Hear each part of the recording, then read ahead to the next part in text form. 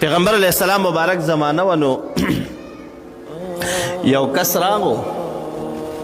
دیوی خزی بیان شو د پیغمبر علیہ السلام مبارک په مجلس کې وی سیب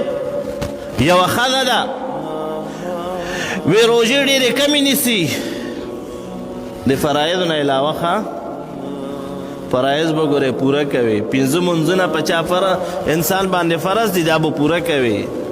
د رمضان المبارک روژې فرض دي دا به پوره نیسي لیکن کو یو مسلمان دا وغه نوافل کوي نو د یو صحابي په باره کې دا خبره وشوه د پیغمبر علیه السلام مبارک په مجلس کې وی صاحب روژې ډېرې کمې نیسي منځونه ډېر کم کوي صدقات ډېر کم دي خو وی صاحب یو بهترین عمل پکې ده چې ګوره ګاونډي ترې نه خوشحاله ده ګاونډ سره یې تعلق ښه ده هغوی سره یې رشته قایمه ده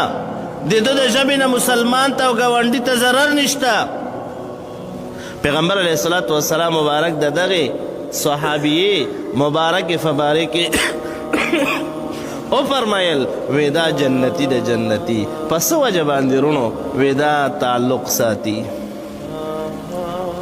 او د یو بلې ښځې په باره کې بیان شو وی صاحب یوه ښځه د هغه ډېرې روژې نیسي هغه ډېر منځونه کوي